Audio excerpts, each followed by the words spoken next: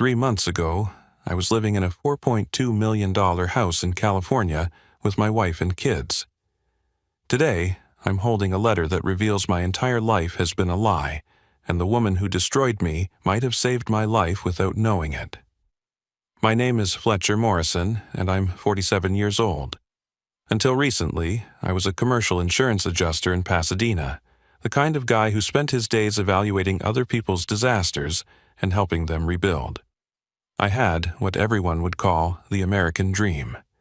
A beautiful wife named Cordelia, who I'd been married to for 18 years. Twin kids, Quinlan and Brenna, both 16 and 14, smart as whips, and the center of my universe. We lived in this gorgeous house up in the hills, with a view of the entire city spread out below us like a glittering carpet. I thought I knew exactly who I was. Fletcher Morrison, son of Winifred Morrison, a quiet librarian who raised me alone after my father died in a car accident when I was 12. My dad was supposedly just a regular guy, worked construction, died too young, and left my mom to figure out how to raise a son on a librarian's salary. We didn't have much growing up in Ohio, but Mom always made sure I had what I needed.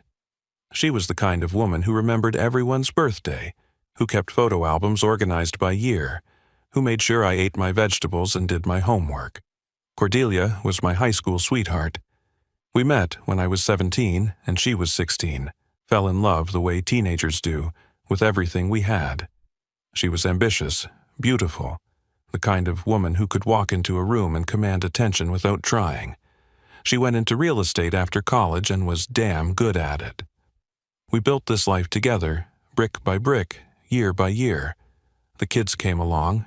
We moved to California for better opportunities, bought the dream house, enrolled Quinlan and Brenna in private schools. Quinlan was our star athlete, 6'2", and built like his grandfather apparently was, though I never really knew my dad well enough to say for sure. He played varsity basketball, had colleges already scouting him as a sophomore. Brenna was the artist in the family, just like my mother had been in her quiet way. She could draw anything, had this way of seeing the world that made you stop and really look at things differently. For 47 years, this was my story. This was who I was. Fletcher Morrison, family man, insurance adjuster, former Ohio kid who made good in California. I had no reason to question any of it. Then everything started falling apart. It began about 18 months ago with small things. Cordelia would get phone calls and step outside to take them. She'd come home from work later and later, claiming new clients, bigger deals. She started looking at me differently, like I was a stranger she was trying to figure out. The warmth we'd shared for nearly 2 decades just started cooling, degree by degree, until I felt like I was living with someone who barely tolerated my presence. The kids noticed it too. Quinlan would ask me why Mom seemed angry all the time. Brenna started spending more time in her room, drawing darker pictures, portraits of families that looked broken even when they were smiling. I kept thinking it was a phase, maybe early midlife stuff, maybe work stress. I tried talking to Cordelia, tried planning date nights, tried everything I could think of to reconnect with the woman I'd loved since I was a teenager. Nothing worked. If anything, my efforts seemed to make her more distant, more hostile. Then came the divorce papers. Not just divorce papers, but a full-scale attack on everything I thought I knew about myself. According to Cordelia's lawyer, I was a gambling addict who'd been hiding massive debts. I was financially irresponsible, possibly dangerous, certainly unfit to have custody of our children. They had bank statements showing transactions I'd never made, casino receipts with my signature that I'd never signed, witness statements from people claiming I'd borrowed money and never paid them back. None of it was true, not a single word. But somehow, they had documentation for all of it. The courtroom was a nightmare. I sat there watching my entire life get dismantled by lawyers who spoke about me like I was some kind of criminal. My own wife, the mother of my children, the woman I'd shared a bed with for 18 years, wouldn't even look at me. When the judge awarded Cordelia everything, the house, primary custody, even my business assets, I felt something break inside my chest. But the worst part came afterward, outside the courthouse. Cordelia walked up to me with this smile I'd never seen before, cold and satisfied. She leaned in close and whispered, "You'll never see Quinlan and Brenna again. I'm moving them to Portland next month, and you don't have the money to fight me anymore." That's when I knew this wasn't just a marriage falling apart. This was something else entirely, something calculated and cruel that I couldn't understand. Within 6 weeks, I'd lost my house, my kids, and even my insurance license because of the fabricated financial misconduct allegations. I had nowhere to go except back to Ohio, to my mother's house that had been sitting empty since she died 2 years ago. So I loaded what was left of my life into the back of my Honda Civic and drove 1,200 miles to a place I hadn't lived since I was 18 years old. That's where this story really begins. The drive from California to Ohio took me 3 days, and every mile felt like I was traveling backward through time. By the time I pulled into the driveway of my mother's house on Maple Street in Akron, I felt like a ghost returning to haunt his own past. The house looked exactly the same as it had at Mom's funeral 2 years earlier. Small, neat, the kind of 1960s ranch home that defined middle-class America back when that actually meant something. White siding, black shutters, a front porch just big enough for 2 chairs, and a small table where my mother used to sit every evening with her tea and whatever book she was reading from the library. I sat in the car for a long time before I could bring myself to go inside. This was supposed to be temporary, just a place to regroup while I figured out how to get my life back. But sitting there looking at that modest little house, I couldn't help but think about how far I'd fallen. 3 months ago, I could see downtown Los Angeles from my bedroom window. Now, I was looking at Mrs. Patterson's garden gnomes across the street. My mother, Winifred Morrison, had lived in this house for 35 years. She bought it when I was 12, right after my father died, using his life insurance money and what little savings they'd managed to scrape together. It was the kind of purchase that represented hope more than logic. A single mother with a librarian's salary taking on a mortgage because she believed her son deserved a backyard and his own room. Mom was the most quietly strong person I'd ever known. She never remarried after Dad died, never even dated as far as I could tell. She threw herself into raising me and her work at the downtown branch of the Akron Public Library. Every morning, she'd make me breakfast and pack my lunch, then walk the 6 blocks to work, carrying her own lunch in a brown paper bag. Every evening, she'd come home with a stack of books under her arm, some for work, some for pleasure, some because she thought I might like them. She had this way of making our small life feel rich and full. We didn't have money for fancy vacations, so she'd create adventures in our own backyard. We'd set up the tent and camp out under the stars, and she'd tell me stories about constellations while we shared a thermos of hot chocolate. When I got interested in model airplanes, she worked extra hours at the library to buy me kits, then sat with me at the kitchen table helping me paint the tiny details, even though her eyes weren't great. What I remember most about my mother was how she seemed to have this quiet certainty about everything. She always knew exactly how much money we had, exactly when bills needed to be paid, exactly what I needed before I knew I needed it. For a woman who'd been widowed young and left to raise a child alone, she never seemed worried or overwhelmed. She just handled whatever needed handling with this calm competence that made me feel safe in a way I didn't fully appreciate until I became a parent myself. The strange thing was we always seemed to have just enough money. Never plenty, but never the kind of desperate shortage you'd expect from a single mother's librarian salary. When I needed school clothes, there was money for school clothes.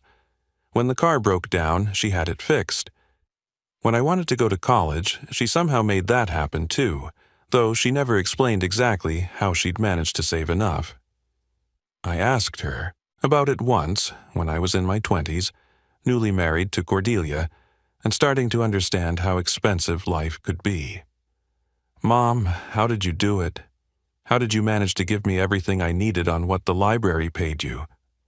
She just smiled that quiet smile of hers and said, "You find a way when someone you love depends on you. That's what parents do."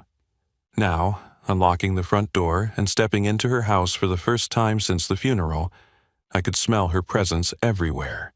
That mixture of lavender soap and old books that had always meant home to me. The furniture was exactly where she'd left it.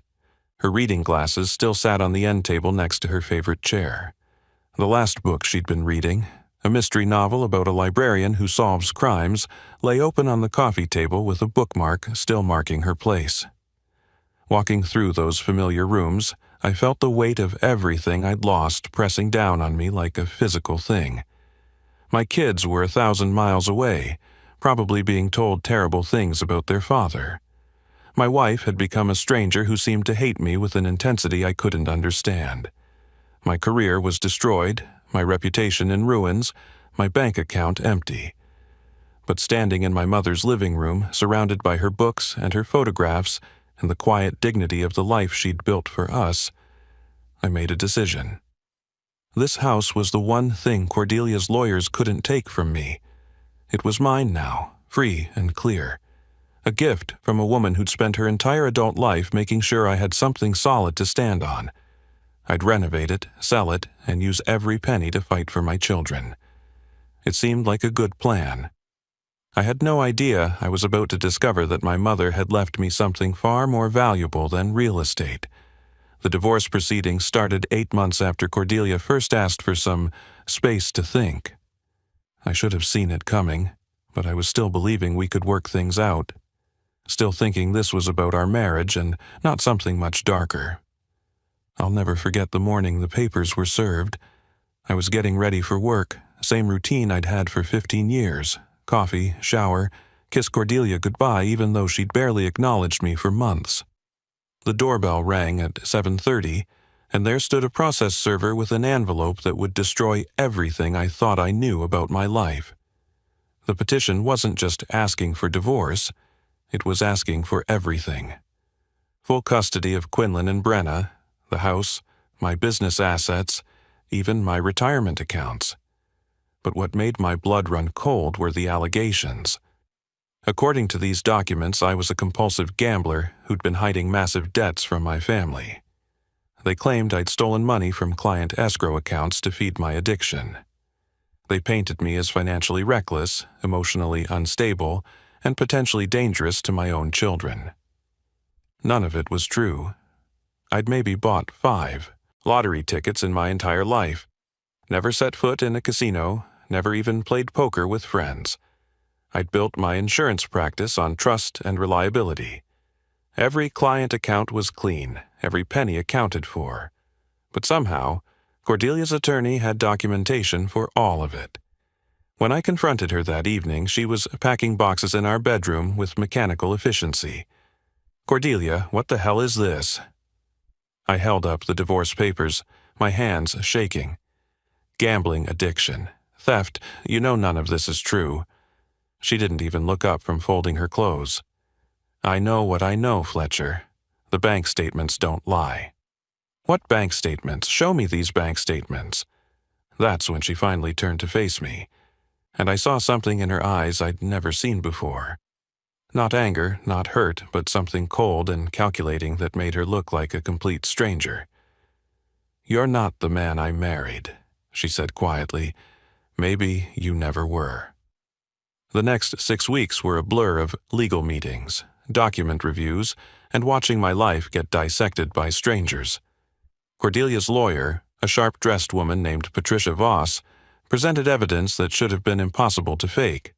Bank statements showing withdrawals I'd never made, casino receipts with my signature from places I'd never been, credit card charges for online gambling sites I'd never heard of.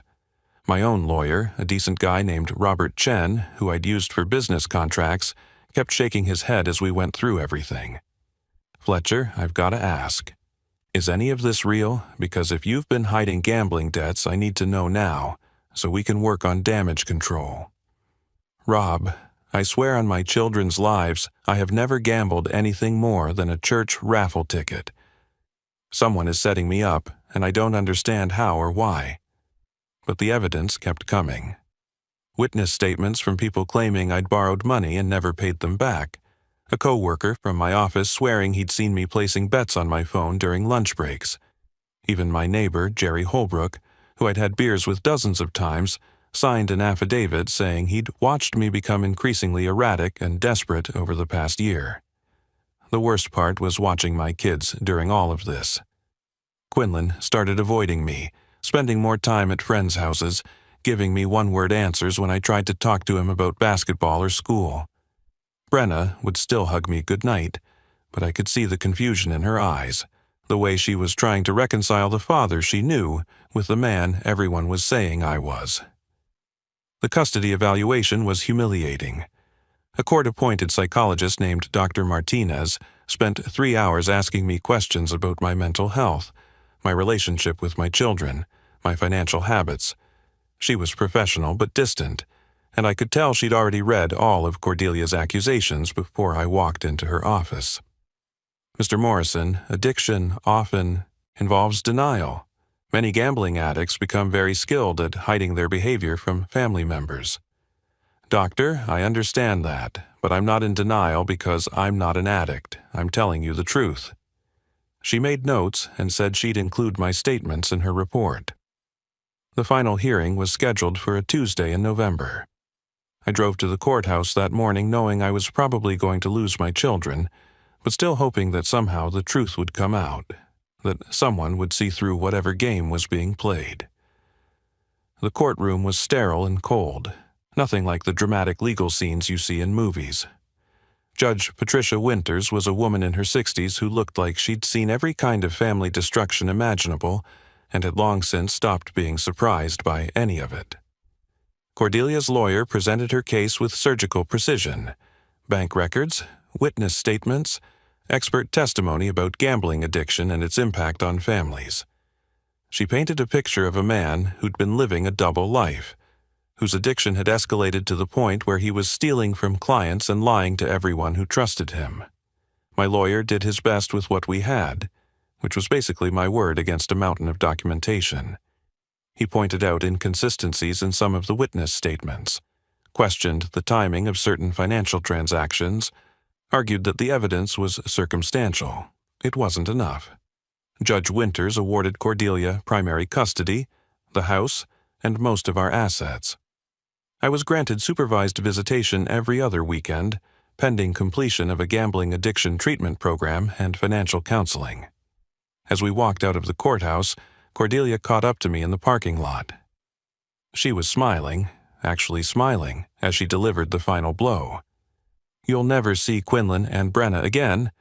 I'm moving them to Portland next month, and you don't have the money to fight me anymore." That night, I sat in my empty apartment and tried to figure out how my life had become unrecognizable in less than a year. Living in my mother's house was like stepping into a time capsule. Everything was exactly as she'd left it when she died 2 years ago. Her coffee mug still sat in the dish drainer by the kitchen sink. Her reading glasses lay folded on the end table next to her favorite armchair. Even her slippers were still positioned neatly beside her bed, as if she'd just stepped out for a moment and would be back any minute. The first few weeks, I barely left the living room couch. I'd wake up every morning thinking maybe this was all some terrible nightmare, that I'd open my eyes and be back in my California bedroom with Cordelia sleeping beside me and the sound of the kids getting ready for school down the hall. But every morning I'd see the water stain on Mom's ceiling and remember that my old life was gone, probably forever. Depression hit me like a physical weight. Some days I couldn't even manage to shower or make coffee. I'd just lie there, staring at the ceiling, thinking about Quinlan and Brenna, wondering what Cordelia was telling them about why Daddy wasn't around anymore. Were they worried about me? Did they think I'd abandoned them? Did they believe the lies about gambling and stealing? But after about a month of feeling sorry for myself, something inside me snapped. Maybe it was my mother's voice in my head, the way she used to tell me that problems don't solve themselves by wishing they'd go away. Maybe it was just basic survival instinct. Whatever it was, I realized that if I was going to have any chance of getting my children back, I needed money, and the only asset I had left was this house. The place needed work. Mom had done her best to maintain it over the years, but she was in her 70s when she died, and some things had been sliding. The kitchen cabinets needed refinishing, the bathroom needed updating, and the whole place could use fresh paint throughout. If I was going to sell it for enough money to fund a legal battle, I had to make it shine. I threw myself into the renovation work with desperate energy. I stripped wallpaper, sanded floors, painted every room. Working with my hands felt good after months of sitting in lawyers' offices feeling helpless. Every nail I hammered, every wall I painted, was a small act of fighting back against the people who'd tried to destroy me. The basement was the last area I tackled. Mom had used it mainly for storage, and it was packed with decades of accumulated stuff. Boxes of Christmas decorations, old photo albums, my school projects from elementary school that she'd saved for some reason. Going through her things was emotional, but also oddly comforting. It reminded me of who I really was, where I'd come from, the woman who'd raised me to be honest and hardworking and decent. That's when I noticed something strange about the furnace area. The basement had a corner where the old oil furnace sat, converted to gas sometime in the 1990s but never moved from its original position. But the concrete floor around it looked different than the rest of the basement. There were scratch marks that looked recent, and when I knelt down to examine them more closely, I could see that dust had settled in patterns that didn't quite make sense. It looked like the furnace had been moved, and recently. That was impossible. Mom had been dead for 2 years, and before that, she'd been too frail to move anything heavier than a book. The furnace had to weigh several hundred pounds. There was no way she could have moved it by herself, and I couldn't think of any reason why she would have wanted to. But the evidence was right there in front of me. The scratches in the concrete, the dust patterns, even some scuff marks on the furnace itself that looked fresh. I spent the better part of an afternoon figuring out how to move that thing. I had to disconnect the gas line, which scared the hell out of me, and use a furniture dolly and a lot of leverage to shift it about 3 feet from the wall. My back was screaming by the time I managed it, but it was worth it. Behind the furnace, set into the concrete wall at about shoulder height, was a small safe I'd never known existed.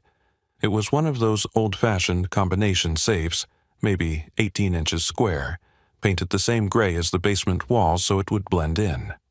The metal was worn smooth in places, like it had been opened many times over many years. There was no brand name visible, nothing to indicate how old it was or where it had come from. I stared at that safe for probably 20 minutes, my mind racing. How long had it been there? Why had my mother never mentioned it? What was inside it that was important enough to hide behind a furnace? The combination lock had numbers from 0 to 99. That meant 10,000 possible combinations, which could take forever to crack. But as I stood there looking at it, something my mother used to do came back to me. Every year, on my birthday, March 15th, she'd call me at exactly 7:23 in the morning. Not 7:30, not 7:15, but 7:23 on the dot. She'd always said it was because that was the exact time I was born, and she wanted to celebrate the precise moment I came into the world. March 15th, 1977, 03:15:77. My hands were shaking as I turned the dial, right to 03, left to 15, right to 77. For a moment, nothing happened. Then I heard a soft click, and the heavy door swung open. What I found inside changed everything I thought I knew about my life. The safe was deeper than it looked from the outside, and it was packed full. The first thing I saw was money. More cash than I'd ever seen in one place. Stacks of $100 bills bound with rubber bands, some of them old and yellowed, others crisp and new. My hands trembled as I pulled them out, counting as I went. $847,000 to be exact. Beneath the money were documents. Multiple driver's licenses, all with my mother's photograph but different names. Isabella Reyes from New Mexico, Maria Santos from Arizona, Catherine Walsh from Nevada. The photos showed my mother at different ages, but it was definitely her. Younger versions of the quiet librarian who'd raised me, but with something harder in her eyes, something watchful that I'd never noticed when she was alive. There were Social Security cards to match the licenses, birth certificates, even a passport for Isabella Reyes dated 1988. All of them looked completely authentic, not like forgeries but like official government documents. My mother, Winifred Morrison, had apparently been living under multiple identities for decades. At the very bottom of the safe was a sealed envelope with my name written on it in my mother's careful handwriting. My real name, not some alias, just Fletcher in the script I'd seen on birthday cards and grocery lists my entire life. I sat down hard on the basement floor and tore open the envelope. Inside were 3 pages of my mother's handwriting, and the first line made my blood freeze in my veins.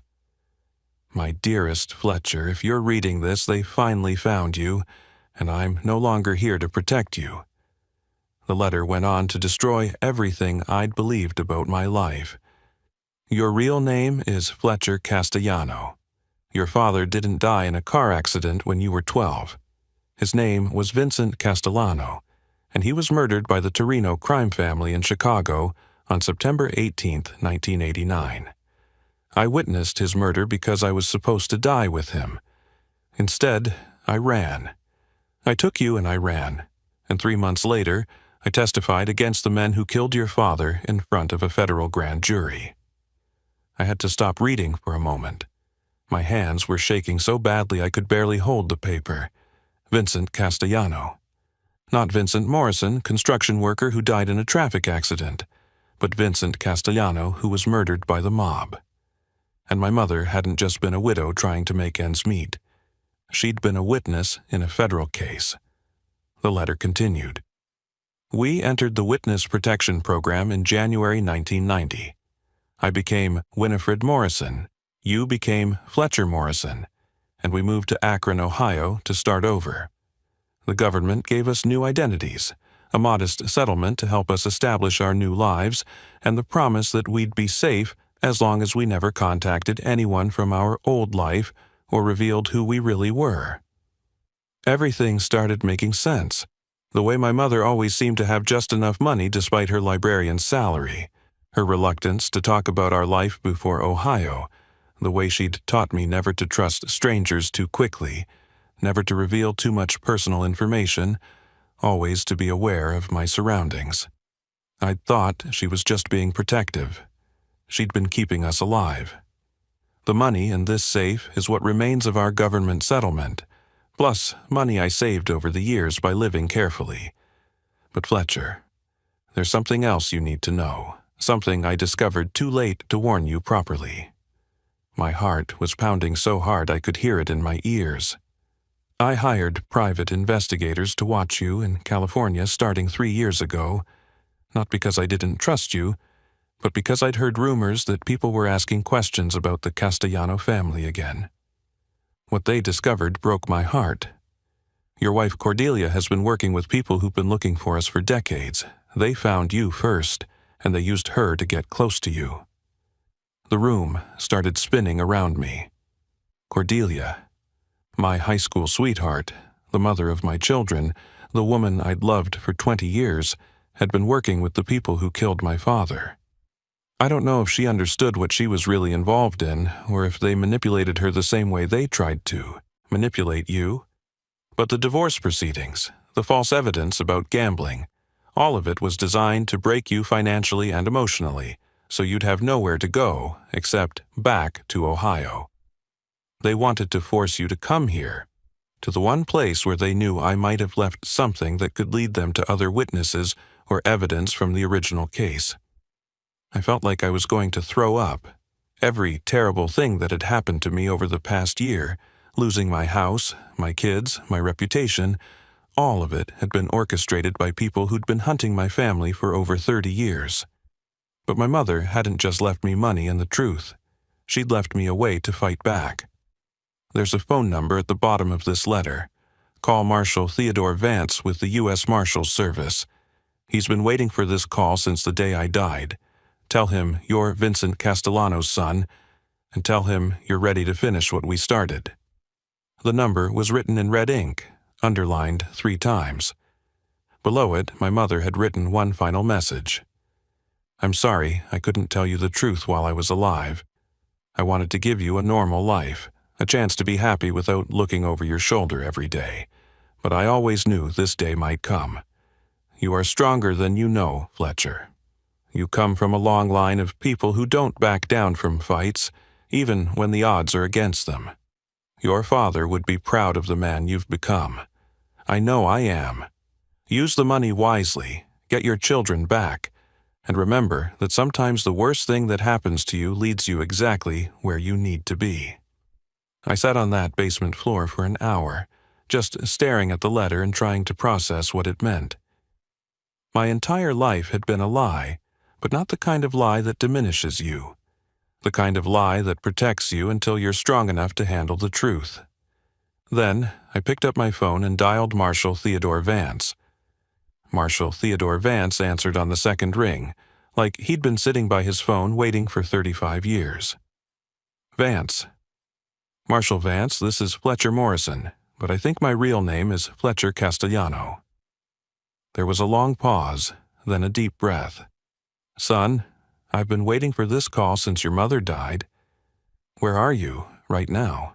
"I'm in my mother's house in Akron, sitting next to an open safe that she left for me. Don't touch anything else. Don't talk to anyone. And don't leave that house. I'll be there in 4 hours." Marshal Vance turned out to be a tall, gray-haired man in his early 60s who looked like he'd seen every kind of human evil imaginable and had never quite gotten used to it. He arrived with 2 other federal agents and spent 6 hours going through everything my mother had left behind, photographing documents, cataloging evidence, and asking me questions about my life in California. "Your mother was one of the bravest people I ever worked with," he told me as we sat at her kitchen table around midnight. She knew they'd eventually track down her son, so she prepared for this day. The money, the safe combination using your birthday, even hiring those private investigators to watch you in California. She wanted you to find all of this when you needed it most. The full scope of what had happened to me was even worse than I'd imagined. The Torino crime family had been systematically hunting down witnesses from my father's murder trial for decades, but they'd gotten smarter about it. Instead of just killing people, which brought too much federal attention, they'd learned to destroy lives more subtly. They'd find ways to compromise the people closest to their targets, then use those people to create chaos and financial ruin. "They've been working on your case for at least 5 years, Marshal Vance explained. They found Cordelia through her real estate connections. People who knew the right kind of criminals. They probably approached her as potential clients first, legitimate business that slowly turned into something else. The investigators my mother had hired had been building their own case during this time, documenting everything. They had recordings of Cordelia meeting with people connected to the Torino organization. They had evidence of money changing hands, falsified documents being created, witnesses being paid to lie about me. The gambling addiction story, the fake bank statements, all of it was their work, Marshal Vance said. They've used the same playbook on 6 other witnesses over the past 15 years. Create financial and legal chaos, destroy the person's credibility, then wait for them to run back to wherever they came from. But there was something the Torino family hadn't counted on. My mother's death from natural causes 2 years earlier had triggered certain protocols within the Marshal's service. They'd been quietly monitoring the situation, waiting to see if anyone would come looking for the safe house in Ohio. "We've had surveillance on this neighborhood for 2 years, Marshal Vance admitted. "We knew if they forced you to come back here, they'd eventually make their move.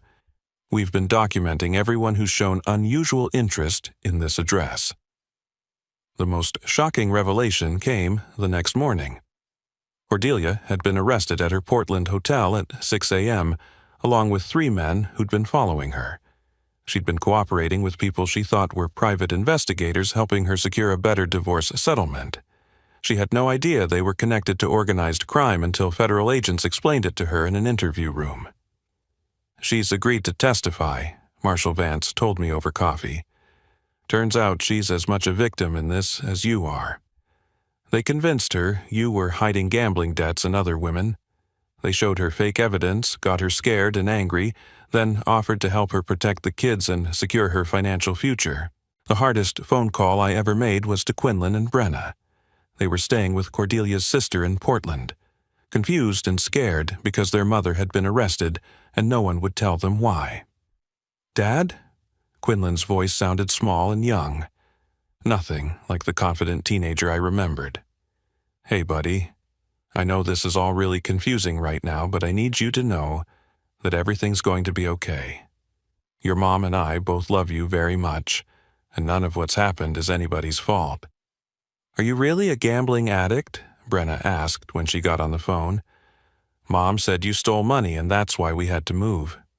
"No, sweetheart, I never gambled, and I never stole anything. Some very bad people lied about me to hurt our family, but the police caught them. We're going to be together again, very soon." It took 6 months to untangle everything legally. The evidence my mother's investigators had gathered, combined with Cordelia's testimony and the federal case against the Torino organization, was enough to clear my name completely. The fake gambling records were exposed as forgeries. The witnesses who'd lied about me recanted their statements. My insurance license was reinstated with an official apology from the state board. Cordelia and I will never get back what we had. Too much damage was done, too many lies were told, too much trust was broken. But we're working together now to help our kids understand what happened and why. She's in therapy dealing with the guilt of having been manipulated into destroying her own family. I'm in therapy learning how to trust people again. But we got our children back, and that's what matters most. The house in Ohio sold for enough money to buy a smaller place in California and fund college accounts for both kids. Quinlan's back on the basketball team, and his coach says several colleges are still interested despite the disruption to his junior year. Brenna's art has gotten more hopeful lately, more colorful, though she still draws a lot of pictures of families that look like they've survived storms. I think about my mother every day, about the sacrifice she made to give me a normal childhood, about the courage it took to testify against murderers and then spend 35 years looking over her shoulder.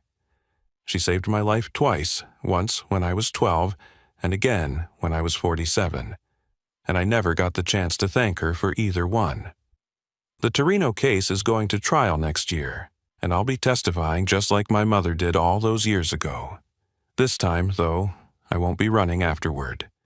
This time, we're going to finish what she started. Sometimes, the worst thing that happens to you leads you exactly where you need to be. My mother knew that, and she made sure that even from beyond the grave, she could still protect her son. If this story touched you in any way, please share it with someone who might need to hear it. Leave a comment below and tell me about a time someone in your family protected you in ways you didn't understand until later. And if you want to hear more stories about ordinary people facing extraordinary circumstances, subscribe to this channel and hit that notification bell. Thanks for listening. And remember that sometimes the people who love us most are the ones fighting battles we never see.